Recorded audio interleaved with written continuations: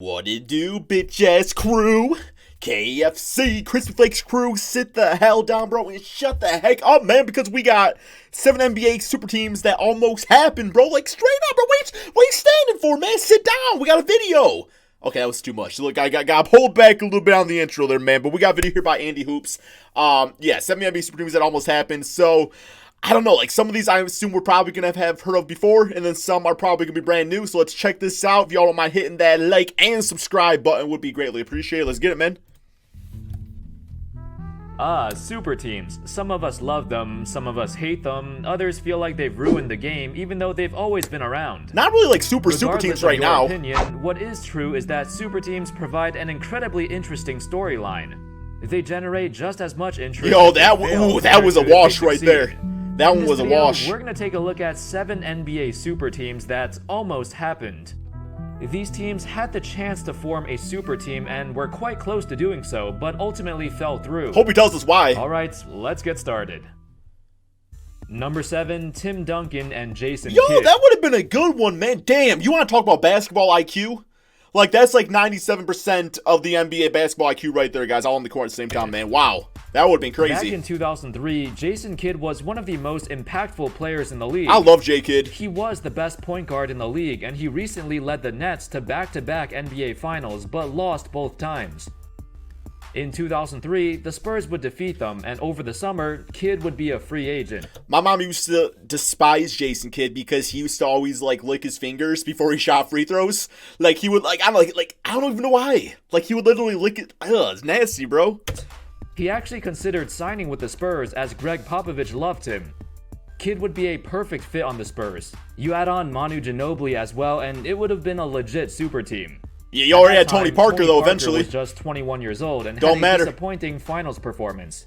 Coach Pop was kinda getting impatient of Tony and didn't think he was a true point guard. So he felt like if they got Kidd, it would solidify the Spurs as contenders for a long time. I'm sure Spurs fans ain't mad, though. Kidd said that not signing with the Spurs was the biggest disappointment of his life. I thought I was going to be a Spur. I committed when I was down there on my visit to San Antonio. On my flight home, I think I got cold feet, and sometimes I have nightmares about that. Maybe I could have won a championship or two there, but I got really lucky with Dallas and won a championship. I wonder why you want to go, like, you had the opportunity, like, what would you get cold feet about, you know? I mean, I guess Greg Popovich could be a scary dude maybe at times, but, you know, with your basketball IQ, you would have been fine, Jay. At the end of the day, even though this super team didn't happen, it still worked out very well for both sides. Parker developed into a star and helped the team win 3 more championships. Yeah, I guess hindsight's easy to say. And Kidd, of course, won a title with Dallas in 2011.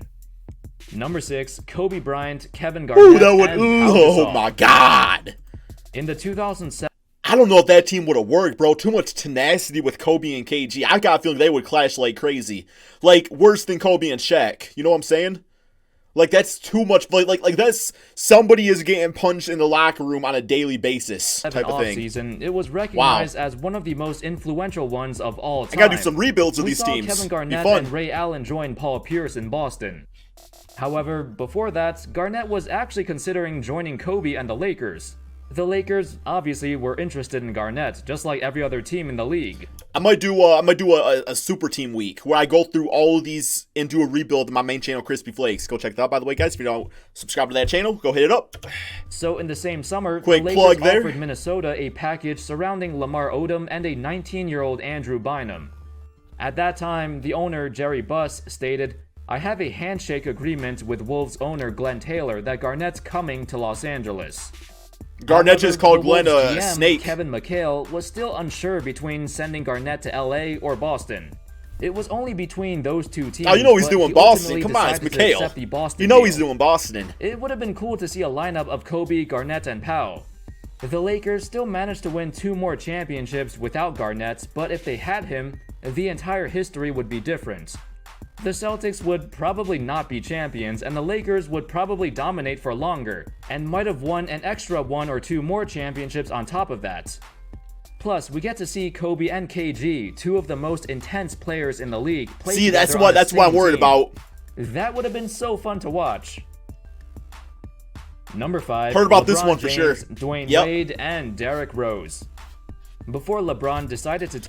that team would have worked back then. This team right here, I mean, obviously you got, if all these guys are in the prime, you'll still look GG, but from a player standpoint, it's like that lineup is nasty, but, it don't really play like how the NBA plays today. But back in the day, that would have been crazy. South Beach, there was a 10 years ago or whatever? Him and Dwyane Wade considering signing with Chicago, teaming up with Derrick Rose, their young star.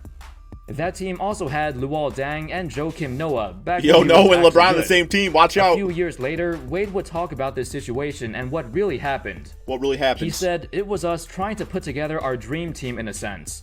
Chicago was very tempting from a standpoint of what they had on the roster when it came to the young talent. You show up on the green but screen? when it came to the point Miami was able to get 3 players, that changed the whole dynamic of the summer. It's kind of cool, bro. We thought about it, that didn't happen. I mean, this was a place I wanted to play. It was a place that LeBron also loved. We love the city of Chicago. It's a great market as well. Obviously, the sunny sun of Miami is He played there too. eventually. Didn't quite work out, but kind of old head at that point. The entire dynamic of the Eastern Conference would be different had this super team formed. There would be a lot of questions as well. Would Derrick Rose and Dwyane Wade be able to play together? In fact, would Rose even develop into an MVP if he played alongside LeBron and Wade? Most likely not.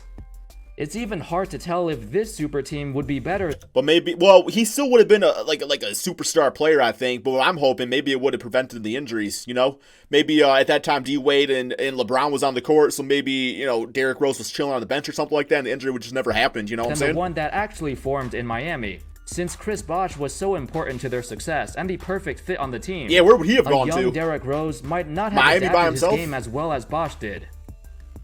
Number 4, Dirk Nowitzki and Shaquille O'Neal. Yes, saw it in the thumbnail. In 2004, the Shaq and Kobe feud was at its peak.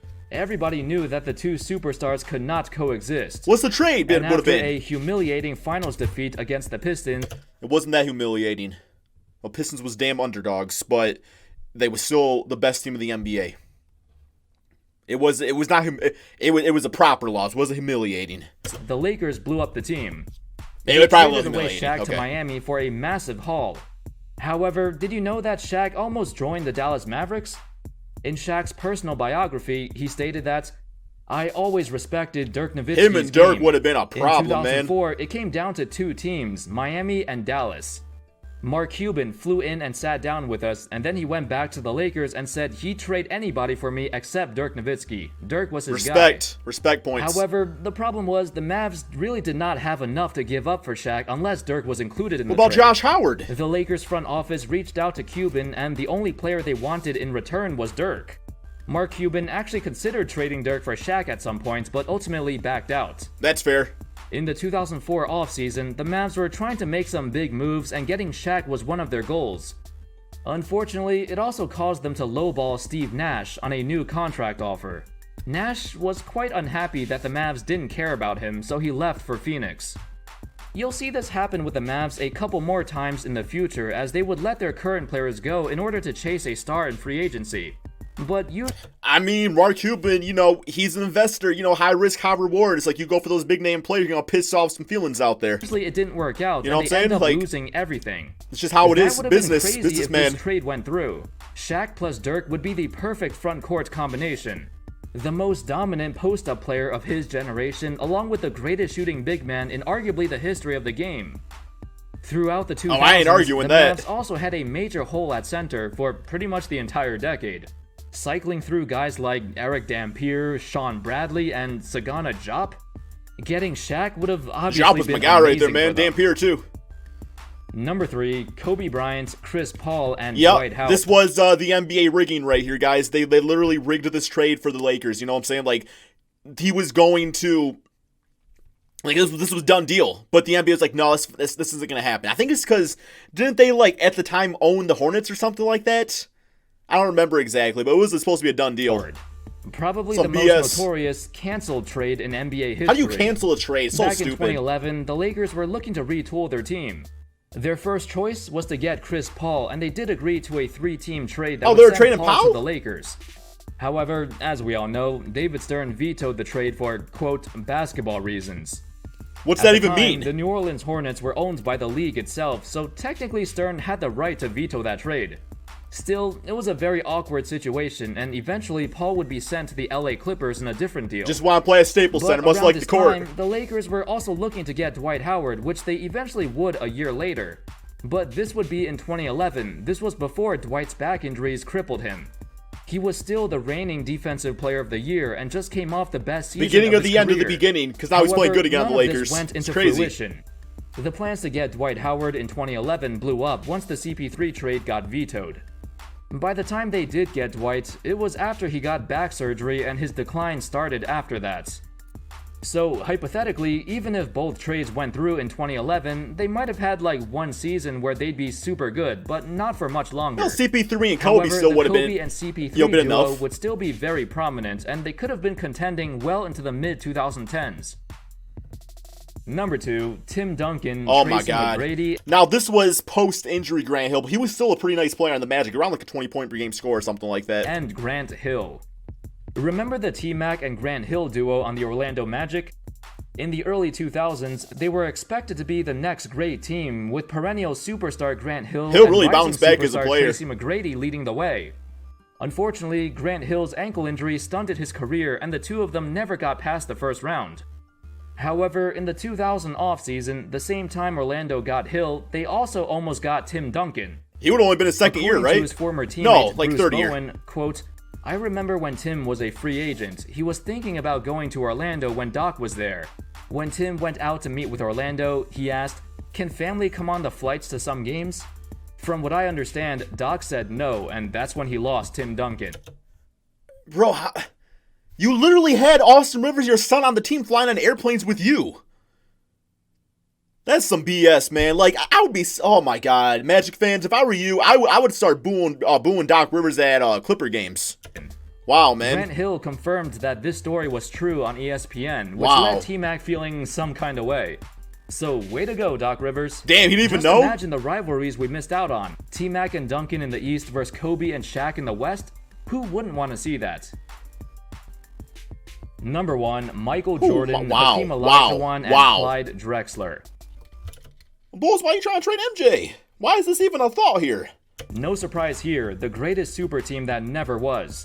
In 1984, the Portland Trail Blazers offered the Rockets the number 2 pick of the '84 draft along with Clyde Drexler in exchange for Ralph Sampson. Yikes. The Rockets already had the number 1 pick, which they used to draft Hakeem. So if they accepted this deal, they could have used the number 2 pick to draft Michael Jordan, giving them a big 3 of Hakeem, MJ, and Well, I guess Clyde that's not a Drexler. yikes then. I guess that's 3 not a yikes. eventual Hall of Famers throughout their entire careers. Unfortunately for them, they rejected the Blazers' offer, as Ralph Sampson looked No, that would very have been a good in yikes. his Okay, I was reading that wrong. Okay, yeah, the Rockets would have got MJ, not the Blazers. Damn, Blazers, why do you guys always screwing up shit in the draft, first bro? couple years, and pairing him with Olajuwon would give the As a Rockets Piston fan, I shouldn't be prominent talking, twin-tower but, duo hey. in the front court. Man, Or skip at out on least that's what KD they and thought. But Sampson would succumb to MJ. a bunch of leg injuries shortly after, and his career went downhill by his mid-20s, leaving Olajuwon all by himself trying to carry the Rockets for the next decade. Had this trade went through, there'd be no question that the Rockets would be the most dominant team of that era. They'd win 20 and straight. arguably the greatest super team in NBA history. Win 20 straight championships. And that's all, folks. All right, yeah, quite a few of these I actually did not hear about, so this was actually a really interesting video to watch, guys. Go check out Andy Hoops, link to his channel description below. Let me know in the comment section below which one of these teams would you have wanted to see the most.